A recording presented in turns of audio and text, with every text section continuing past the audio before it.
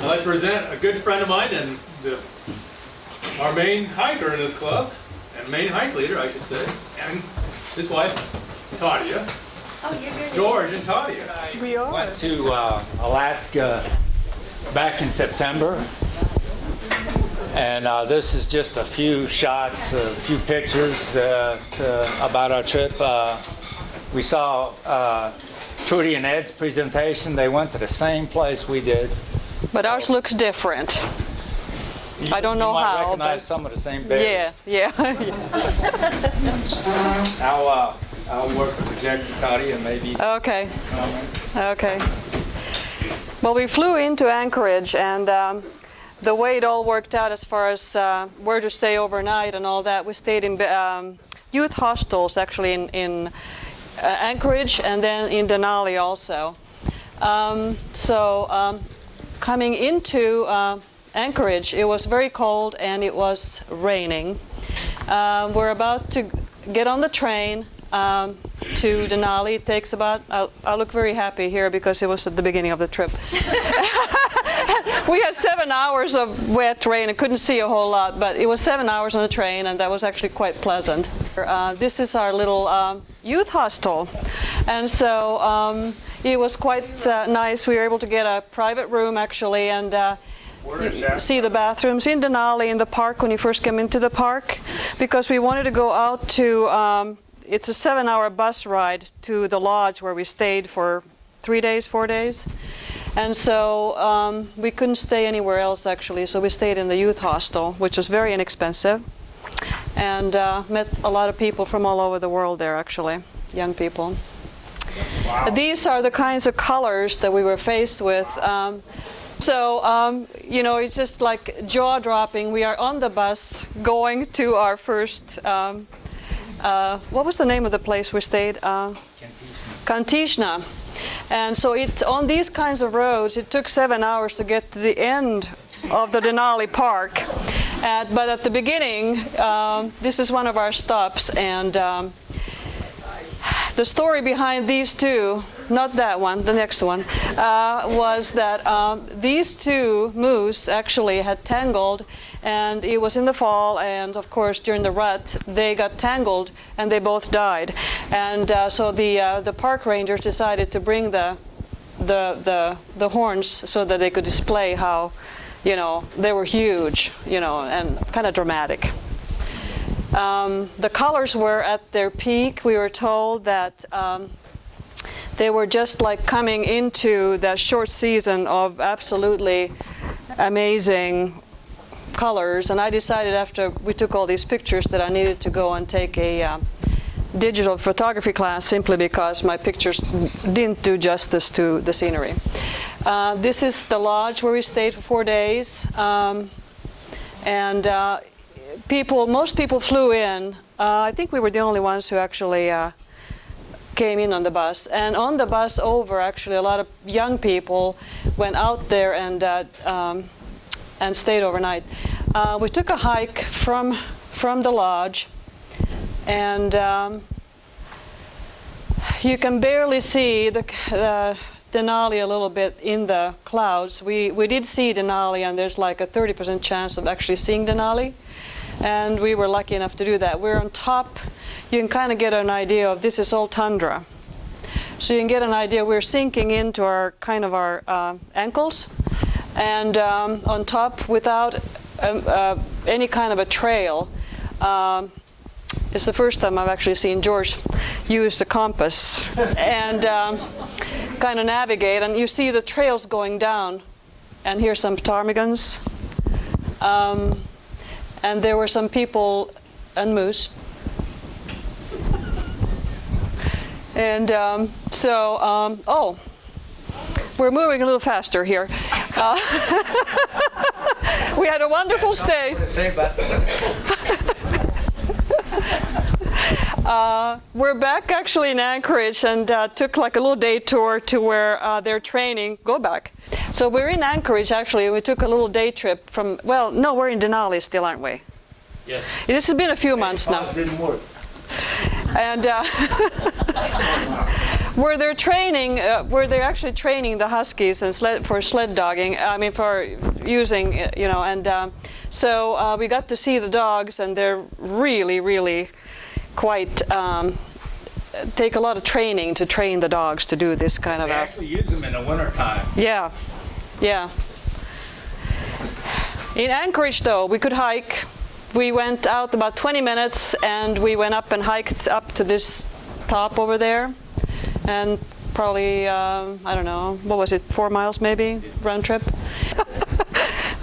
So we've been on trains, we've been on buses, we have been now on a float plane, we have been on a regular plane.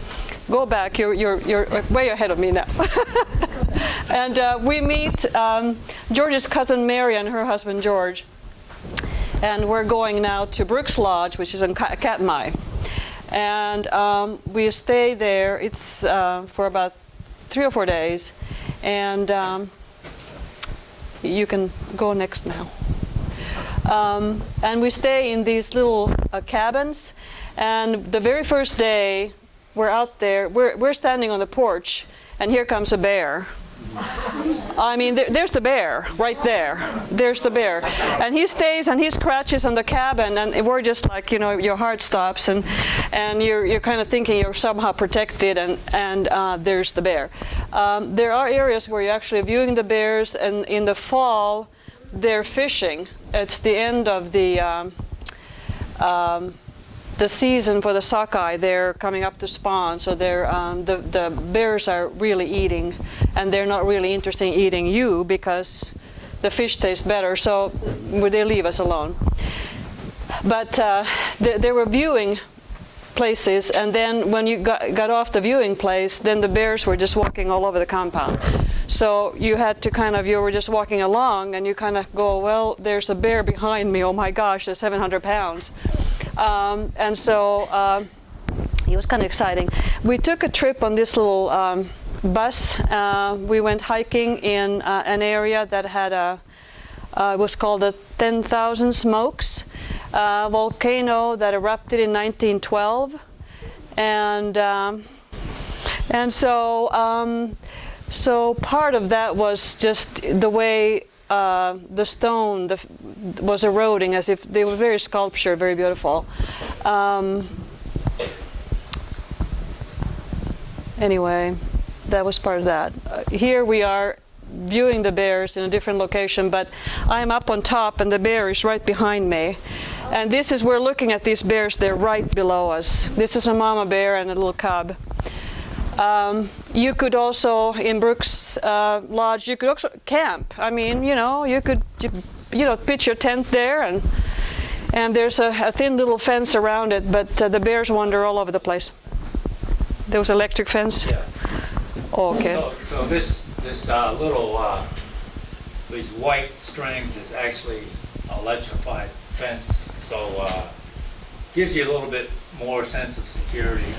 Sort of. Bears are just walking all over the place. And they're big. They're like really big. And yeah, it's a national park. And we're having some fun. Big animals roam there.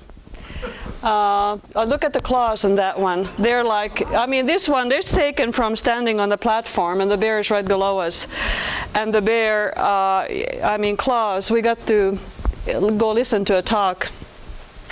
And the claws are like 5 inches long. And they just stare into those fish, and they sit in the creeks, and they're not really interested in you.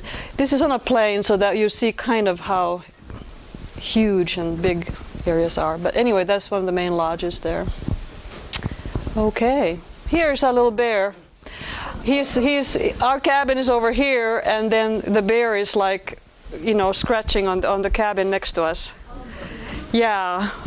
Yeah, and look at this. When I first saw that, I just my heart stopped, and I saw these fishermen who, they're just fishing there, and I talked to a ranger. I said, well, how can they do that? We're supposed to stay 50 yards away.